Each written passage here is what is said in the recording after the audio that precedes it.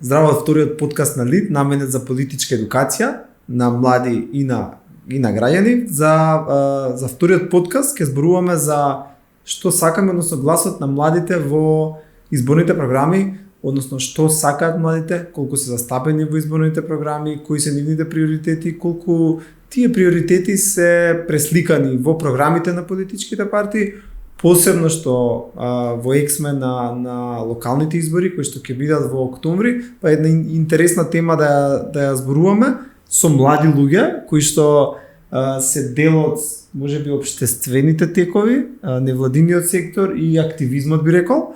Денеска со нас е Кире Јованов, кој што е член на управниот одбор на Националниот младински совет на Македонија, и Борче Исаковски, кој што доаѓа од Струга и е младински активист и вклучен во општествените текови и како средношколец, но и како студент сега.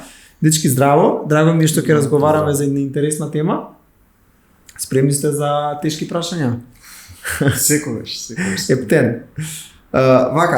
Според нашите перцепции, сознание од тоа што ние работиме со млади, тоа што читаме во програмите на политичките партии, мерките за млади се многу малку застапени.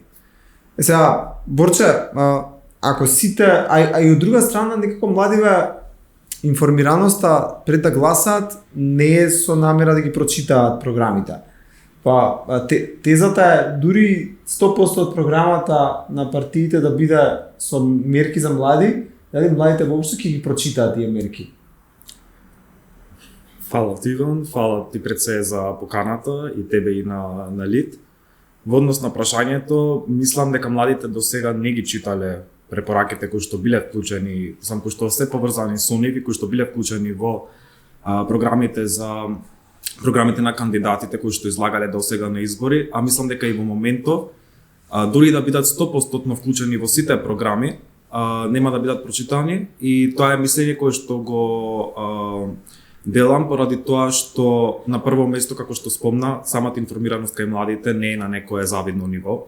Односно, мислам дека младите не дека не сакаат да бидат информирани, односно не знаат од каде да се информираат, кои се оние вистински извори од кои што тие можат да се информираат секогаш кога нека ваква одлука треба да направат, односно кога треба да одлучат што е она за кој што тие би се залагале во општеството. Дури да имаат некои нивни идеи кои што сакаат да ги преточат, односно да изберат кој да ги преточи за нив во општеството, мислам дека не знаат точно каде да се обратат за да се информираат кој е оној кој што сакаат на еден начин да ги застапи на вистинскиот начин, дали на изборите кои што се приготвуваат или општо ако се работи за активност на нека организација, ако зборуваме за некоја понеформална, за некој настанок, некој понеформален карактер или слично.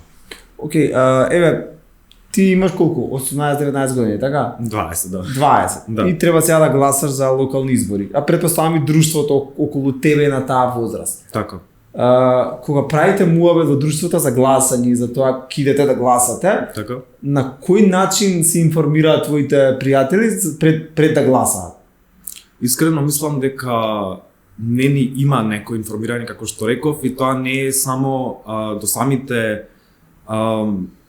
партија, во случај што зборуваме затоа што зборуваме за избори, туку мислам дека е и до самите млади кои што веќе на некој начин имаат одлучено дека од X причини се демотивирани и пасивни во најголемиот број од случаите, не ни сакаат да се информираат, туку само го бираат она кое што во моментот им звучи како најправилно и не сакаат да вложат труд за да добијат некоја информација плюс. А од каде им звучи? Од телевизија? Од каде? Пошто чим им звучи, или е телевизија или е социјални мрежи? Точно, тоа што го слушнале. Дали претпоставувам во најголемиот број од случаите од социјалните мрежи, затоа што знаеме дека младите се најактивни, најзастапени на социјалните мрежи, но и од она што го слушаат од околината околу нив, дали од нивни пријатели, врсници, од нивните родители и слично. Океј, фала ти. Кире, има ли поента младите да прават препораки кога партиите и онака ги третираат младите како некоја декорација, како момент за сликање и за лепење плакати, која е поентата тогаш? Вака, прво многу добра идеја е ова, со ваков еден вид подкаст кој што ќе може да даде малку повеќе за младите и ја пофалувам ова иницијатива и благодарам на поканата. Во однос на прашањето, првично пред да го слушнам одговорот што го даде мојот соговорник, ми беше секако дека има поента, младите мораат да дадат свој придонес кон тоа што политичките партии ставаат во нивните програми пред се, односно какви проблеми тие ќе решат за нив. Но сега, кога веќе слушнав дека младите воопшто не ги читаат програмите на политичките партии или ги читаат, но многу малку се информирани за нив, можеби и двата одговори се точни и дека треба да има препораки кои што политичките партии ќе внесат во нивните програми, но и обратно, нели, што е контраинтуитивно. Но ви кажал друга една димензија која што ја забележувам јас. Препораките се важни од повеќе аспекти, првенствено тие млади кои што ќе бидат вклучени како што беше младинското собрание, од каде што излегува овие препораки, служат како градење на нивните капацитети. Практично тие уште од помлада возраст се вклучени во некој процес на донесување на одлуки, што за понатаму значи многу. Тие се спремаат уште од помала возраст како да пристапат кон решавање на проблеми кои што ги засегаат нив, за понатаму кога ќе влезат во зрелата доба на нивниот живот, да бидат веќе спремни како да действуваат, како да стават притисок практично на системот за тие да може да дадат некоја промена или да решат некаков нивен проблем. Така да би рекол дека е од огромна важност, но со доза на резерва со оглед на тоа што младите послабо ги восприемаат пораките практично или програмите на политичките партии, но би рекол исто така дека можеби политичките партии треба да осменат пристапот како допираат до младите, бидејќи класичниот метод е непоемлив за младите. Зошто би го смениле пристапот е тука прашањето? И тоа е добро прашање, Можеби не сака да го сменат пристапот. Да, ама тие млади ќе гласаат утре на идни избори кои ќе имаат по 30-40 години за нив. Практично тоа ќе биде гласачкото тело. Можеби треба да се гледа на долг крак. Мене ме интересира, предпоставам и јавноста, НМСМ, Националниот планински совет на Македонија, редовно прави мониторинг на програмите и колку во нив се застапени младите и пред се младинските политики. Така. Кажи ми, кои се главните наоди од последните избори кога е правено овој мониторинг? Колку се застапени? Последен пат таков мониторинг е правено во 2020 година за тие парламентарни избори и младите се застапени најчесто како зборови. Младите се иднината, младите флоскули. Така. Тоа не е начин на кој што може да се дефинира некоја изборна програма која што нуди решение на нивните проблеми. Практично политичките партии, според тоа што може да се увиди во мониторингот, го подаваат практично немерливи програми кои што или пак решенија кои што не можеме ни да видиме дали имаат некој буџет, дали имаат некои акцијски планови или стратегии кои што ќе дадат решенија. И според тоа, да, младите можеме да кажеме дека се застапени во програмите на политичките партии, но на кој начин? Дали самото тоа што има зборче млади во нивната програма може да ни даде некој одговор на тоа прашање. Така да би рекол дека не треба да се држиме до тоа и младински политики кои младински политики кога младите се најчесто ставени како некој вид на трансакцијска форма, каде што еве ќе има стипендии, еве ќе има оперативен план за вработување, кој што еве ако нема доволна информираност кај младиот човек за тоа, нема ни да биде искористено како мерка. Така да. Така е. Да, ги спомна се овие краткорочни мерки, па некако да се насочам кон Борче пошто е директно засегнат. Дали тебе лично ти е мотивација ако добиеш лаптоп, ти е мерка која што те мотивира тебе? Искрено сметам дека има многу поважни прашања кои што ги засегаат младите во однос на тоа што тие би сакале да го видат во нивните средини, и во тој случај мислам дека е многу важно самите политички партии, како што кажа и Кире, да го сменат самиот пристап на кој што комуницираат со самите млади, односно да ги имаат вклучено многу порано во процесот на изготвувањето на тие програми на некој соодветен начин, со цел да можат да стигнат до нивните реални потреби, нивните реални барања, за да можат од тука да тргнат кога ги изготвуваат тие некои препораки кои што би им ги на некој начин ветили, односно оние работи кои што би ги ставили во нивните програми за евентуално да ги исполнат за нив. Затоа што реално во моментот, ако треба да бирам меѓу тоа дали би добил лаптоп или нешто многу поважно, Што ти е тебе поважно, да? Не знам, пример сега како студент тука на Универзитетот Свети Кирил и Методи, многу би ми било поважно да сум постојано сигурен дека би имал бесплатен градски превоз за да стигнам до факултет или до сите оние места кои што би ми биле поврзани со студиите. Така што ако треба да бирам, многу многу побрзо би одбрал да биде решен тој проблем, и ако до некој степен е веќе решен, ама да биде решен целосно, отколку да добиам лаптоп. Да. Што ако пресметаме од прилика истата цена колку што е мерката со лаптоп, околу 250 евра годишно, нели, да биде покриено за еден студент. Превоз во Скопје, да речеме. Дали тоа било соодветна замена за таа? Да, мислам еве. Ако треба да бирам? Да, дефинитивно би одбрал нешто поврзано со превозот.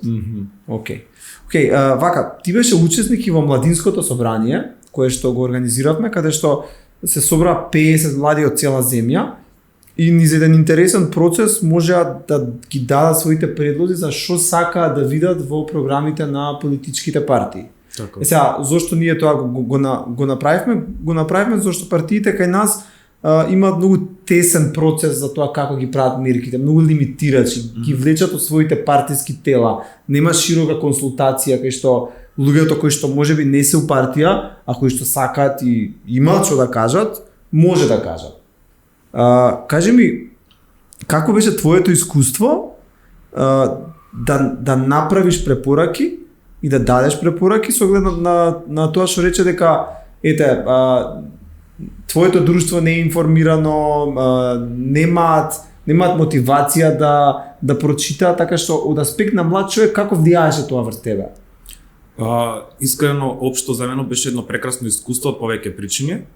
Првично поради тоа што во текот на тие 3 дена, јас лично, а верувам и сите останати учесници, се чувствувавме на еден начин валидизирано и ни беше даден просторот да искажеме се она што го мислиме, да ги кажем нашите барања како што кажав и да дискутираме за нив, затоа што не секогаш она што ние мислиме дека нас ни треба како млади луѓе, односно општо како луѓе, е она што навистина треба да на некој начин се случи во општеството, така што преку таа некоја дискусија која што ни беше дадена на самото младинско собрание, имавме можност да увидиме дали она што ние мислиме дека е потребно и она што го бараме е она што навистина е потребно, дали берем на тој начин на кој што ние мислиме дека е. Исто така, самата структура на која што беше организирано самото собрание беше исклучително важно поради тоа што со самиот факт дека на самото собрание учествувавме млади од различни средини, од различни позадини, нели учествуваа и студенти, и средношколци, и млади од рурални и од урбани средини и слично. На самиот тој принцип мислам дека беше обезбедено мислењето на многу односно на мнозинството млади, ако не на сите млади, што беше и една од како да речем, една од целите на самото собрание. И мислам дека тоа беше и најважно за нас, со тоа што јас можев да кажам што мене лично ми треба и што јас лично мислам дека е потребно на мојата општина, на општината во која што живеа, а тоа беше горе-долу обезбедено преку тоа што учествуваа млади од различни општини, од различни средини. Мислам дека беше формирана една релевантна предлог програма која што може да биде од големо значење при изготвувањето на програмите на партиите. Која од мерките најмногу вака ти остави печаток дека да бе, ова е тоа што им треба на младите? Зошто ова никој не се сетил да го метне? Искрено најмногу ми остави впечаток мерката која што ја планиравме за стипендии за и програми за талентирани студенти, мислам ученици во која што најмногу се фокусиравме на средношколците и основците. Затоа што веќе како препорака постои во дел од општините, не сум сигурен дали во сите, да има некоја поддршка за талентираните ученици во основните и средни училишта, но на што мислам дека фали, односно кое што треба да се додаде дополнително, е тие да имаат многу поголема поддршка од аспект на тоа да бидат покриени со некои работилници и академии кои што дополнително можат да им ги развијат вештините, дури оние вештини кои што во моментот веќе не им се односно и вештините за кои што не се во кои што не се толку добри. Бидејќи ако тие се сметат за талентирани ученици, тоа не значи дека дополнително не можат да добијат поддршка и да им биде обезбедено развој на нивните вештини и надоградување на нивното знаење од страна на локалните власти. Океј, фала ти. Кире, колку според тебе, сега мојата претпоставка е дека ти ги читаш програмите на политичките партии, сега гледајќи ги програмите и мерките кои што и политиките кои што ги имаат внатре, колку според тебе тие се базираат на истражувања, консултации, такви некои активности? Вака, јас искрено се надевам дека, знаеме сите политички партии имаат аналитички центри, таму од каде што треба да потекне па сите. Скоро сите, да. Поголемите има, политички партии имаат аналитички центри кои што треба да го анализираат тоа и да директно да ги прашаат младите кои што на нив им е важно. Но од тоа што јас го гледам и од тоа што се истражува практично, многу малку политичките партии се вложуваат по тоа прашање. Дали играат на картата младите се апатични, младите секако нема да излезат на избори, нема да придонесат кон изборниот процес и затоа може би треба да го занемариме тоа прашање, нели? И моментот тука имаме закон за младинско учество и младински политики, каде што спомнавте како ваша иницијатива младинско собрание национално е предвидено со законот. Тој процес се уште не е започнат или е започнат и функционира со тешки нозе, ајде да речем. Исто така има национално младинско советодавно тело, кое што исто така не постои се уште иако законот е донесен 2020 година. Така да од аспект на тоа, вакви механизми каде што младите можат да учествуваат, би кажал дека нудат само нудат граѓанските организации, посебно младинските организации. Иако по закон има начини, има сервиси, има механизми каде што младите можат да учествуваат. Да земеме пример локален младински совет, дали и колку градовите низ државата имаат, општините низ државата имаат функционални локални младински совети. Они може да имаат, ама колку се функционални? Тоа е целата поента. Мислам дека треба да биде голем пораз практично за државата, дека механизмите кои што патем се предвидени со закон не се користат, туку се користат алтернативни механизми кои што ќе предизвикаат младинско учество и кои што ќе на крај ќе вродат со некоја младинска политика. Нели политика која што ќе реши некој младински проблем и кој што ќе им даде знаење, ќе им даде капацитети, ќе им даде искуство на младите да се вклучат во секојдневниот живот на државата кога ќе бидат малку повозрасни. Борче, која е последна програма што имаш прочитано? Искрено, Искрено, и дали имаш Први? прочитано, да. да, првите и последните, општо програми што ги читав, беа лани кога се спрема парламентарните и председателските избори. Добра. Ги читав програмите на партиите кои што ми беа достапни на интернет, Аха. затоа што реално, како што кажав, немав сознание од ниедно друго место што секоја партија има во план ако би дошла на власт. Па тоа ми беше некако најрелевантен извор како јас да се информирам за да знам како да излезам да гласам, затоа што ми беа први гласања општо во животот. И вака, која беше твојата прва реакција? Што си помисли прво кога ги прочита?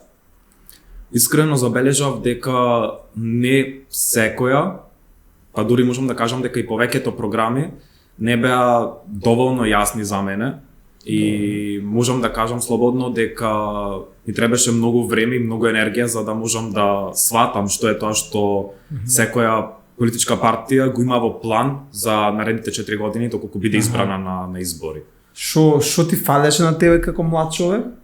Ми фалеше да можам на некој појасен начин да сватам што е тоа што го имаат во план. Односно, верувам дека секоја политичка партија би сакала, односно да не речам, би требало да ги има вклучено на еден многу појасен начин младите во нивните програми, затоа што верувам дека сите би сакале да ги вклучат, но не во сите програми јас сретнав доволно информации за тоа што тие би сакале да направат конкретно за младите. Може би го сретнав тоа во 2 или 3 програми, тоа беше мислам на крајот и клучното кое што кај мене, да речам, ја донесе таа одлука што јас ќе направам, сам за кого јас би гласал на тие избори. И мислам дека треба да се тргне од еден момент дека младите, како потенцијална таргет група на политичките партии, немаат воопшто или имаат некој минимално знаење од областа на политиката, па така мислам дека на еден многу поконцизен начин би требало да бидат вточени тие нивни идеи и планови во нивните предизборни програми. Океј, супер, фала ти.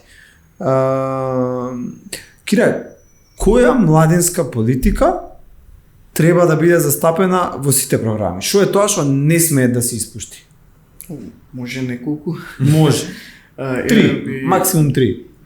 Би кажал стабилен или функционален механизам за младинско учество. Што значи тоа? Што значи тоа? Она што го начнавме претходно, сите сервиси кои што се предвидени со законот за младинско учество и младински политики да бидат достапни за младите.